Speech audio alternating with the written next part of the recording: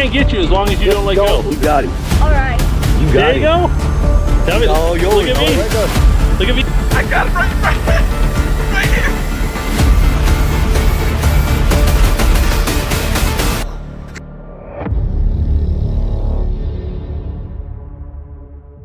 January 15th, 2023.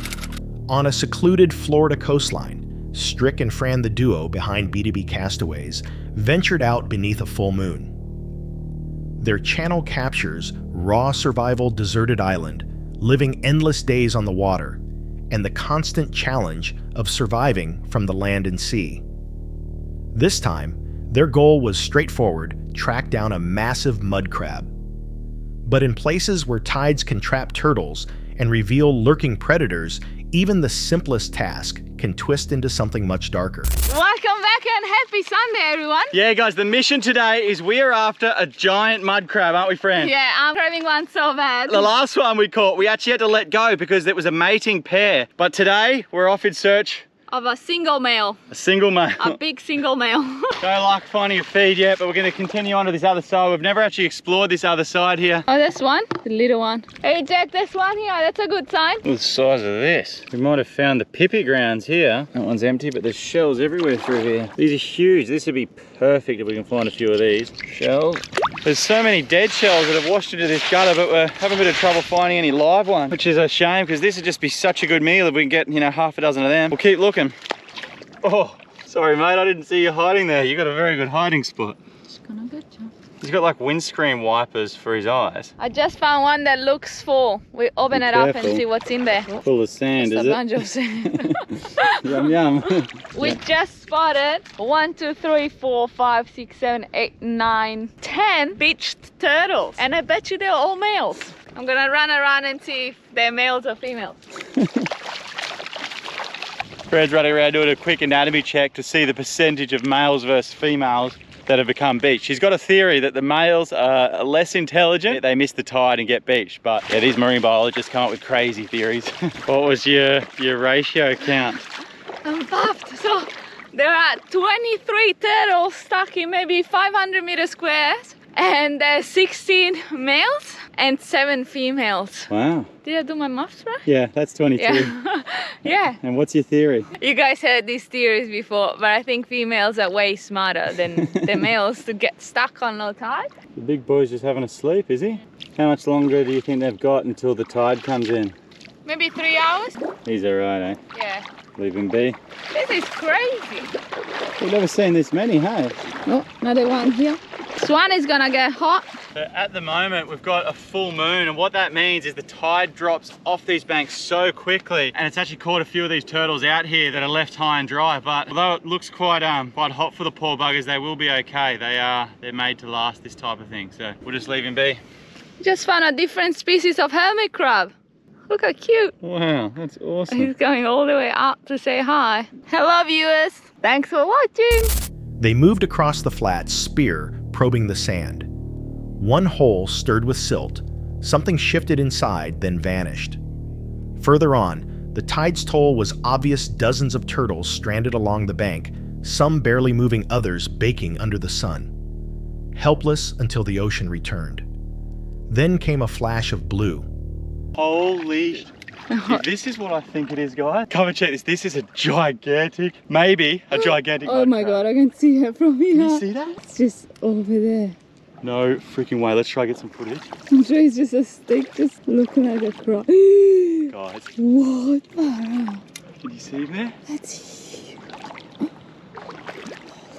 What is it doing there? Wait. I'm just gonna go for it. You're gonna go for it. Can you see it? Whoa! Holy moly, look at the size of this thing. That is a giant mud crab in the craziest unlikely spot. Friend, this might be the biggest one we've got yet. That beautiful blue color just stood out. This little weed bank. He's had a bit of a battle. Yeah. Oh, geez, he's strong. Geez, he's strong. Doesn't mean there's a bigger one around? There must be a bigger one getting around. No way, there's a bigger one. Guys, I'm shaking, man. Well, sometimes you just get lucky. Like finding a giant mud crab in the tiny little pool like that. Wow. I'll find a unicorn fish already there like the previous episode. We're on a roll, aren't we? This is one of the more impressive mud crabs I've ever seen. Right here, you're looking at the animal with the second highest level of testosterone in the animal kingdom. If you come close to him, he's just ready to rumble. I think he's the boss of this area. And these nippers are obviously, oh my God, that's obviously why you got to play with a bit of caution with mud crabs and sticking your hands down holes. All right, back to the hut, you reckon, friend? Back to the hut for a feed. Okay, let's get out of the sun for a bit, eh? He's gonna be such a big meal for us. Oh, there's a turtle right here. A huge male mud crab, larger than their hands, thrashing with violent force. One of the biggest they had ever pulled from the flats. Back at camp, it went straight on the fire. The shell burned orange smoke sank into the flesh claws, cracked and steamed, but the shoreline erupted. Nice and clean as well. Easy to pick up the fire. Well done. Can't even fit in the pan. That's amazing. All right, dinner is served. There you are, knife and fork. I just want to show something. It's crazy how the claw in here Yeah. just looks like the molars of a human being. It's like human teeth, aren't they? Yeah. They just crush fingers. There's a few sharks that like stranded themselves surfing the wave in, and they're actually up high and dry on the sand. They're coming this way. They are, aren't they? It's quite eerie. There's a school of sharks are drying trevally here, which is causing the water to boil, and they're coming this way. You reckon they're gonna come ashore here? I hope so. Holy moly, look at the sharks! What's going on? There's hundreds of them. Watch out! This is absolutely crazy. I think there's GTs in between them. There's sharks and I think GTs. They had something up on the beach there. They were like almost biting at our ankles. That was crazy. Oh my gosh.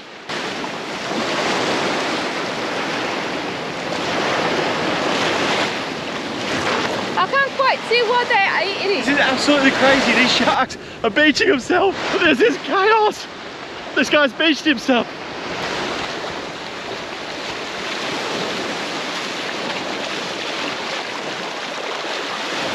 Dozens of reef sharks tore through the shallows, then hundreds. Behind them, giant trevally drove bait into the sand, sending the water into chaos. Sharks struck at their ankles. Trevally hurled themselves onto the shore. Dinner by fire had turned into dinner under siege. And then it stopped. The moon rose over the palms as they ate what they had caught predators circling just yards away. Viewers were divided. Some saw paradise life lived fully framed by sharks and sunset. Others argued crabs that size should be spared to protect the species. Most couldn't see past the frenzy itself, hundreds of sharks crashing at the edge of camp. On one side, turtles stranded in the heat. On the other, predators tearing the shoreline apart. And in between, two castaways, a fire, and a giant crab. So when the sea delivers both feast and danger in a single night, what would you choose? January 25th, 2020. In the wetlands of southern Florida, Luke from Outdoor Boys headed out with his son Tommy. Their channel documents family life through camping, fishing, and survival real adventures outdoors. But this trip carried a different purpose. Now the rain makes it tricky to hunt the alligators because, you know, the alligators don't want to sun themselves when it's all raining like that. Plus it ripples the water, makes it harder to see them when they stick their heads out. Oh man, this is gorgeous. Look at this country. Gator down there. Here, out of the way, Tom.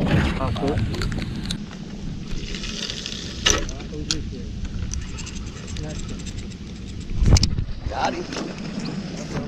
Walk down there reeling. Reel him while you walk down there. Don't follow me, Tom.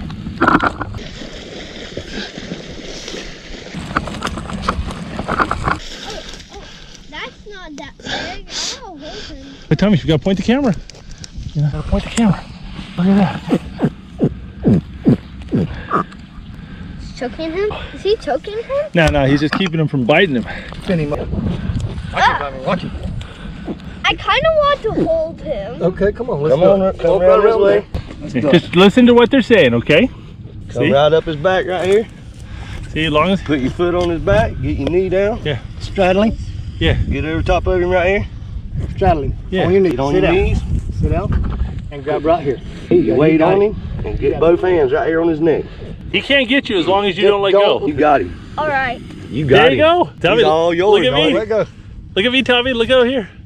Good. Yeah, don't let go. He's gonna get his. There you go. Now back straight up. Yeah, he can go backwards. There you go. Go over by the truck. It was a pursuit of alligators in waters where giants still reign. Rain made the task more difficult. Ripples covered the surface, hiding the brief moments when gators lifted their heads before vanishing again. They moved along levees and flooded flats, spotting deer turkeys and dark reptilian forms drifting in the water. Smaller ones appeared first, thrashing in the shallows, giving Tommy the chance to hold steady while Luke guided him through. But the swamp hid far greater dangers. A strike-came water erupted as a gator rolled violently on the line. The battle was fierce, but persistence prevailed. Measured at 6'8", the animal was tagged and hauled into the truck. Another followed soon after, 7'4", just as powerful, tearing through grass and mud before finally collapsing.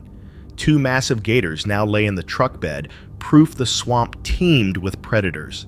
Not every fight ended in success. Oh, there he is. He popped up. There he is. Yeah. Hey, switch it. All right.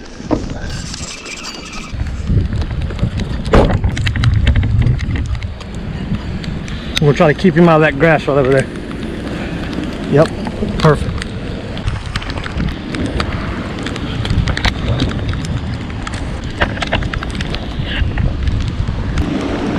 There we go.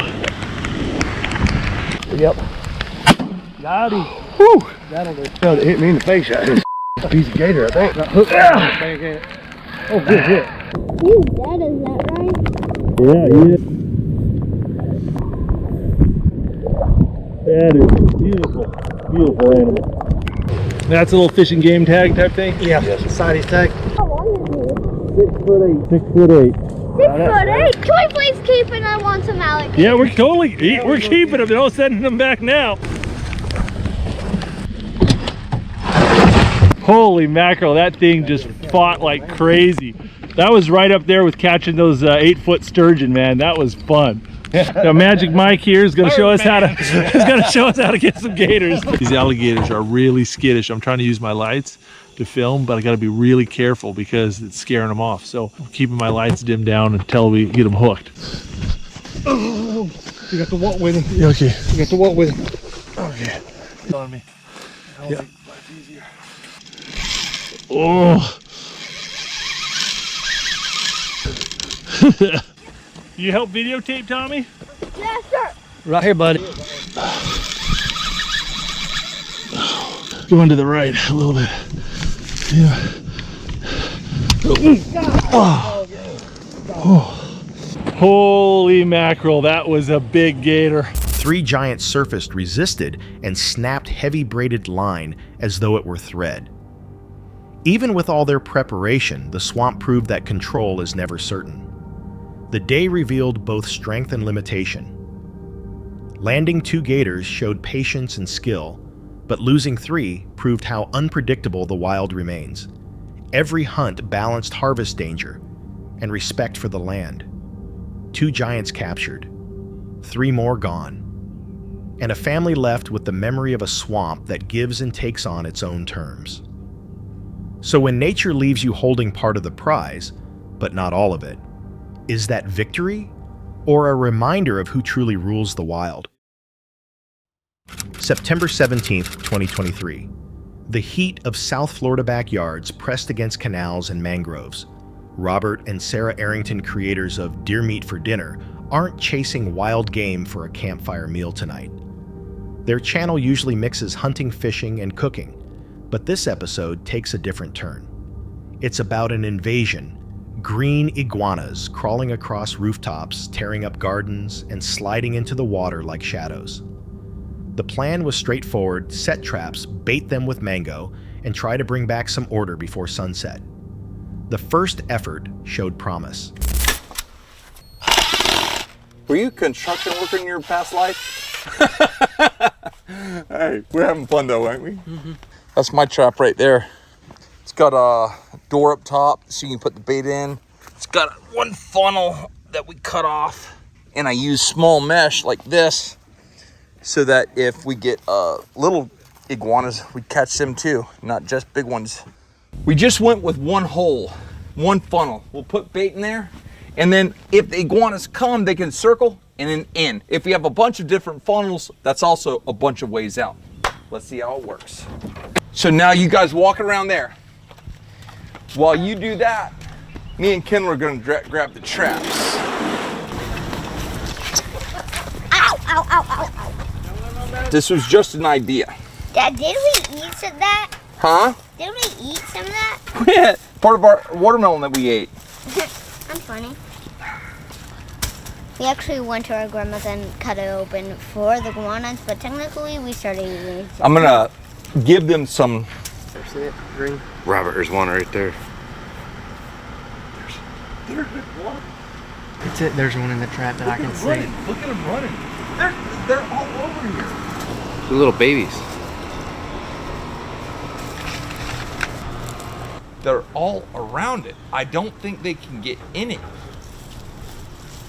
Wire cages were built by hand with funnels designed to guide the reptiles inside. Bright slices of mango sat within their sweetness, drifting across the yard.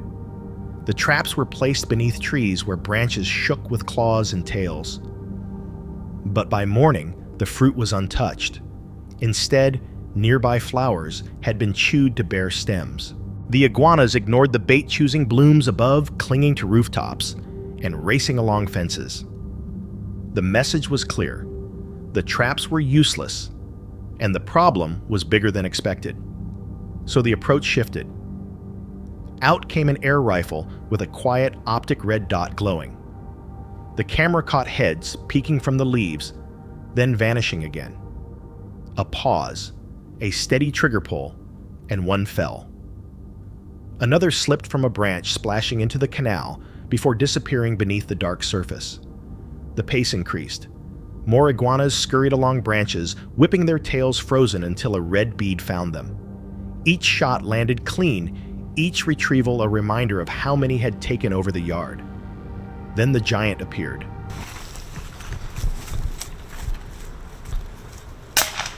Yeah, the big one! Rob really wants that iguana. We might need to get some snorkel gear. Yeah. Scuba tank. Yeah. Swam that way. Huh? He went that way. It looked like he was going across the... That's like the biggest. That's Grandpa. Yeah, I got him. Oh, he's under. He's going under. All right, we just lost Rob.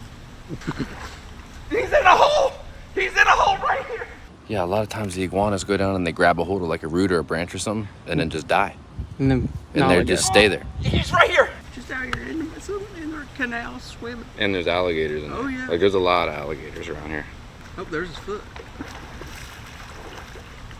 Wait, that's his foot. I got him right here!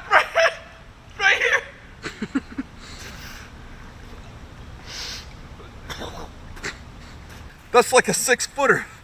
Unbelievable. Wow. I got water all up my nose. Uh-oh, Rob's dying. That's exactly why the traps didn't work. Because it was too big. The iguanas tried getting in there, but they had no room. There's no way that could get into the trap. Look at that thing. And that's with his tail nubbed off already. His tail would be longer. That's from fighting. Yeah. What do you think? I think he's big. He's as big as a raccoon. Has a big bore raccoon. From the brush near the canal, a scarred male emerged, massive tail thick from old brakes, body stretching over 6 feet long. When it hit the water, the surface erupted. Robert dove, disappearing into the green-black canal, then surfaced, clutching the lizard. Its claws tore at his shirt, its weight staggering. This wasn't just a backyard nuisance. This was the type of iguana that strips fruit trees bare overnight. By day's end, the trap sat empty, forgotten. A row of heavy reptiles lay secured, proof that the battle had been faster, harder, and far more chaotic than expected. Viewers latched on to, one moment, the reckless dive into canal water known to hide gators. Fearless to some, reckless to others. DIY fans dissected the traps, suggesting wider funnels or stronger gates. Others admitted no cage could contain a creature that size. And for many, the collab stood out. Robert joining Kendall felt like two corners of outdoor YouTube colliding. Between adrenaline and design, the message remained clear: control the chaos before it swallows the roof and garden. Backyards alive with claws, roofs ticking with scales. A canal that only returns what you're willing to dive in for. When an invasive army knows your neighborhood better than you do, is the solution a smarter trap, a steadier aim, or a fight with no real end? July 8th, 2025. The crew from Coastal Worldwide geared up for another offshore run. Their channel is built on showing the unfiltered side of fishing, capturing the experience rather than bragging. That morning, with storms circling the horizon, they pushed a 22-foot boat 60 miles out in search of yellowfin tuna. The day opened under a heavy sky. Storms sat on the edges of the horizon, but the crew launched anyway, driving their 22-foot boat far offshore. At first, the ocean offered nothing. Dozens of live baits drifted into the current, yet the water stayed still. Tuna blew up in the distance, always too far, never close enough to strike. Frustration set in until Blaine tied on a JYG Swim 7-inch. Yeah, so talk to me about that, man. We've been doing live bait sets. We've put probably 23 baits out. No luck. And then we saw some blow-ups and Blaine through the swim. And the swim actually, so far, today has done better than... You're good, Dylan. Than the live bait. Are you still good back there, patient? Yeah, I'm still floating. Right. Still gonna get the short gap out. Move that bucket back a little bit. Like, before anything sets anybody. Minute. So yeah, we're gonna get this fish in the boat and we're gonna go try to catch another one. Believe it or not, after fishing full time for 4 years, this is my first Fads yellowfin. Personally, I've seen a bunch out here, but personally, me on the rod, especially on artificial, is definitely my first. And not a bad one at that. I would say in between 60 and 70 pounds, most likely. And for the Fads, whoa! They're cracked up, dudes. For the Fads, that's a pretty good fish. 60, 70 pounds is about as, I wouldn't say as big as they get, but that's about as like large as you typically see. His cast cut through the chop, the rod bowed, and the drag ripped. Minutes later, the first yellowfin surfaced, 70 pounds or so, hauled over the rail and bled on deck. Relief swept over the crew, but it didn't last. The wind stiffened. Waves stacked higher. The small boat pitched under the weight of the sea. In the middle of it, Pack cast into the froth. His rod wrenched violently. Oh yeah. All right, wait, all right. You're good. I don't think it's a tuna. He might crack off in a second. Yeah, I think you did it, bud. Yeah, I think you did. You do? Yeah. Just pay attention. Nah, it's coming way too far up. You got the rod length and the angle. Come on, baby. Get it real, get it real. Really, you're just gonna have to play this dog fight out, all right? Okay. I know it's gonna suck. He's diving again.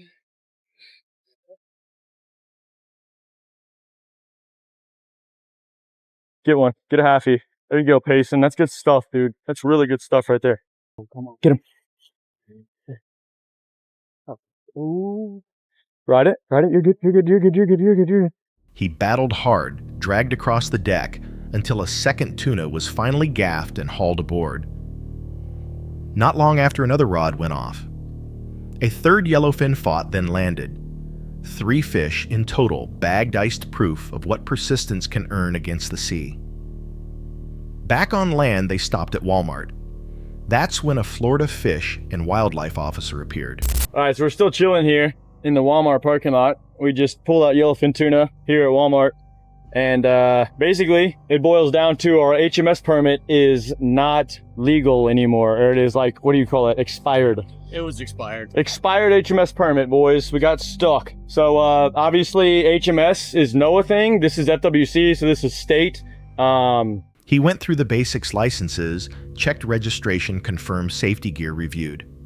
Then he asked about the HMS permit. They searched papers, pulled out compartments, opened and reopened.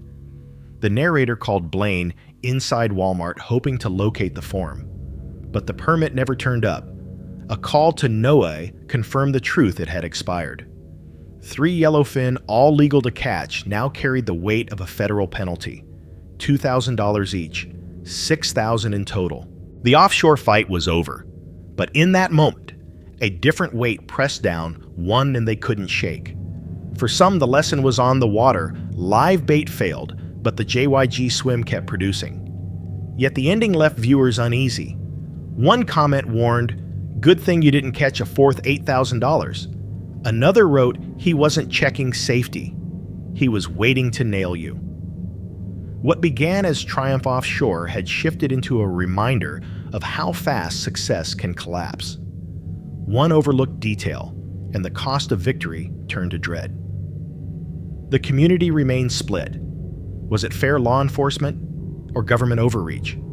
And if one expired, permit can turn 3 yellowfin into a $6,000 shadow.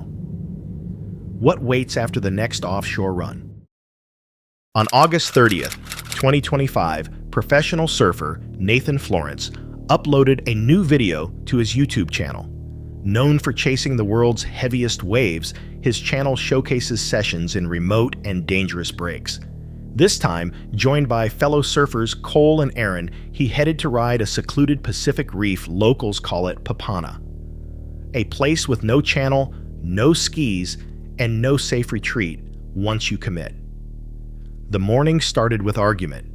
From shore, no one agreed on the size. None of us know the size of it, so. I think it's 6 to 8 feet out there. Aaron's guessing 6 to 8 foot. Yeah, we'll see. I'm gonna say 4. 8 to 10 with 12-foot sets, but it's hard to tell from the beach, so whoever gets a better wave probably was on the better board. Cole's on his biggest board. Size guess. I'm saying like 6 to 8. 6 to 8. Okay, Aaron and Cole going 6 to 8. I'm going 10 to 12. Mahina? Tripod. Long one. Tripod 500 mil. Aaron guessed 6 to 8 feet. Cole said the same. Nathan studied the horizon and claimed 10 to 12, with sets peaking at 15. Each board choice showed that uncertainty. Aaron with a 6'6", Cole, with a 7'6", Nathan, debating if any of them would be enough. The tide climbed higher. The reef sat just beneath the surface, sharp and unforgiving.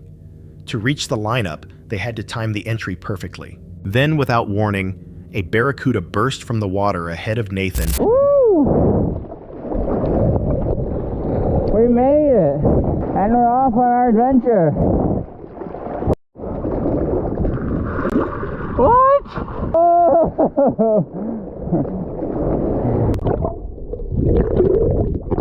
Big barracuda jumping at me. This is insane.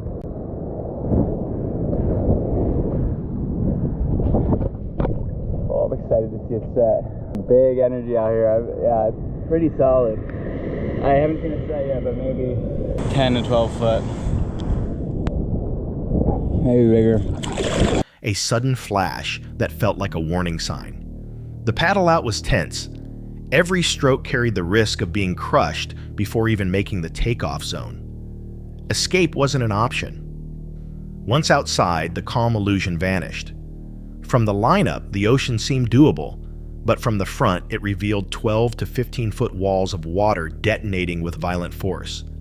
Cole, sitting wider on his 7'6", tried to read the shifting peaks.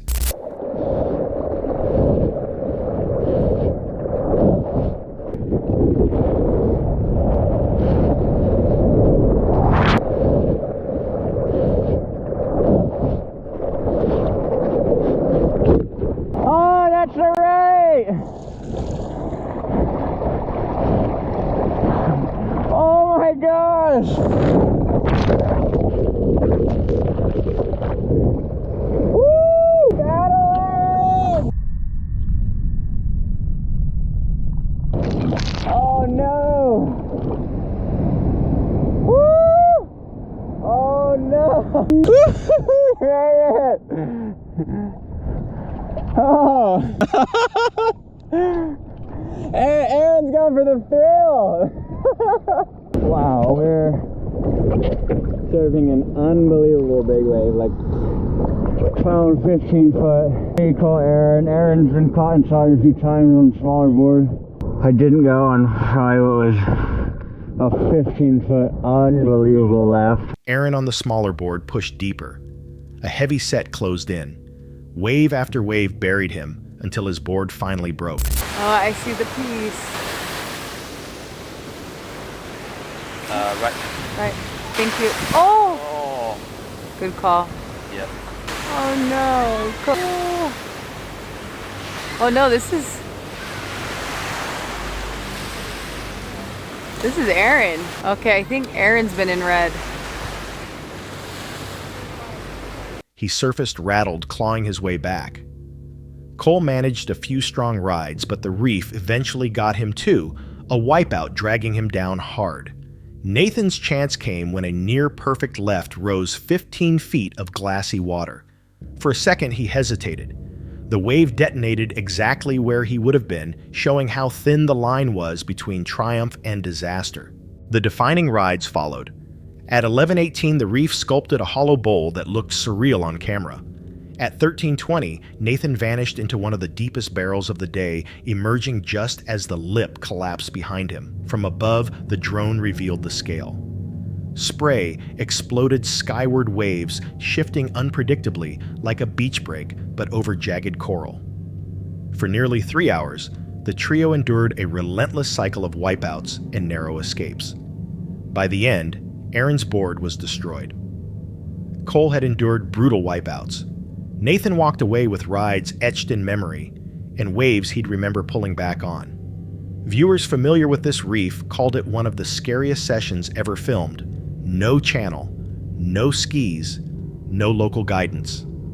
Some noted how the ocean seemed tame from one angle, but from the front, it looked absolutely diabolical. Others reminded that the reef was packed with urchins, leaving no room for mistakes. And the risk wasn't just in the water. Days later, Nathan came down with dengue fever. Comments poured in with advice, locals even suggested papaya leaves as treatment. To many, it felt as if the reef demanded its price one way or another. When it ended, they had endured 3 hours against 12 to 15-foot surf, but not without cost, snapped boards, exhaustion, and illness. The footage left one chilling question. Was it only chance that Nathan collapsed so soon after, or does Papana always claim something back from those who dare to ride it? August 4th, 2021. In a Florida neighborhood, the usual quiet gave way to something far less ordinary. On the channel, the iguana man Raj and his team document the removal of invasive green iguanas reptiles that overrun yards, wreck gardens, and unsettle entire communities. This particular assignment, handled under contract, would prove anything but typical. The crew started their sweep through backyards, rifles, ready contracts in place. At the tree line, 3 iguanas gripped branches. Let me take. Go ahead, dude. Oh! Hold on, I'm gonna go for the other one. You sure you don't want me to take? Take one more and we'll go on the break. That's it.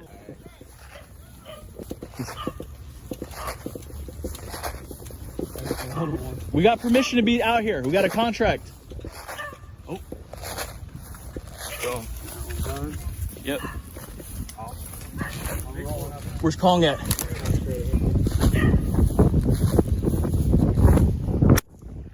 Perfect. We're doing iguana removal.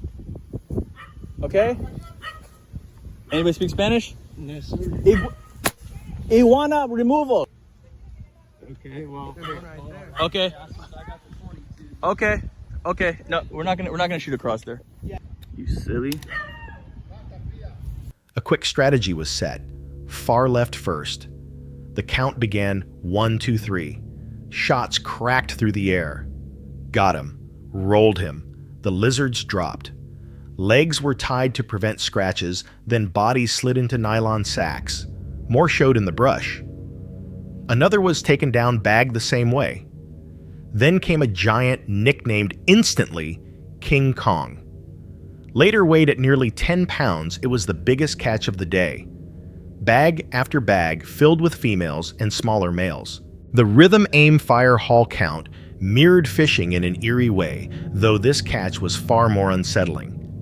But the sound carried past the yard. A neighbor called and blue lights soon crossed the street. The crew went quiet as officers walked up.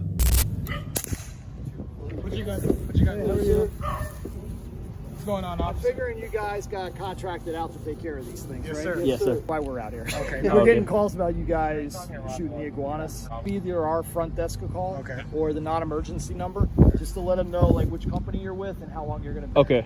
Or I anything know like that. you come across you guys before. Yeah, no, when I heard the call come out, I figured that's what had happened. No biggie. I appreciate How long are you guys going to be out for, just so I can let our dispatch Another hour at the most. Which Iguana Man Pest Iguana Control Man? Service.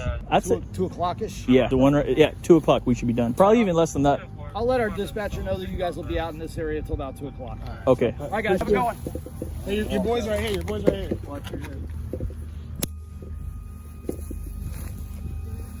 Yeah, we got a couple. Y'all want to come check it out? Come check it out.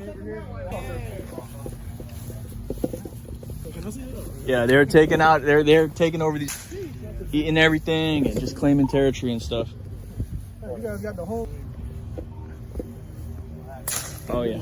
Every day, man. We get calls, but I appreciate you guys coming out. That's for wasting your time. We got y'all. Clock. I'm not gonna say who it is. I know who it is, but I'm not gonna say. That's fine. Listen, because we have other companies like you guys. A waterfall area there. Yeah.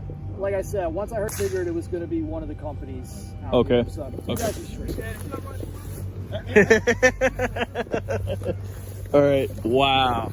That's incredible. Look, and our boys right here, they're still working, y'all. This is amazing, y'all. It seems like there's definitely evolution. Calm but alert, they asked who they were, what they were doing, how long they'd be there. The crew replied steadily, "Iguana removal authorized under contract." The officers nodded, suggested notifying dispatch next time, then headed back to their cruiser. No escalation, but the flashing lights left a heavier mark than the shots themselves. When silence returned, the work picked back up. By day's end, the tailgate told the tale: a dozen iguanas from the first property, another dozen from the next. Most were females, but the 10-pound male sprawled across the pile showed how deep the infestation ran. Rifles and slugs were discussed one last time. The FX Dreamline with KC slugs chosen for precision and safety, expanding fully without passing through. The job was finished, but the unease of the day clung to the neighborhood long after the bags were sealed. In Florida, removals like this are becoming common. Homeowners hire contracted crews to protect their property, while invasive iguanas keep multiplying at alarming rates. Air rifles and slugs are chosen for controlled impact, but the sight of weapons in residential streets is enough to unsettle anyone watching. Perhaps clearer communication signs, uniforms, or advance calls to police is what prevents this work from looking like something more disturbing. With its cycle of aiming, striking, and hauling the day's take, some even compare it to fishing, only far more unsettling. If this happened outside your home, how would you see it? A necessary act of protection, or a disturbing catch carried out in plain sight? Share your thoughts below. That's all for tonight's video. Which encounter gave you chills? Let us know in the comments below. Got your own experience? We want to hear it. And whatever you do, don't miss what's coming next.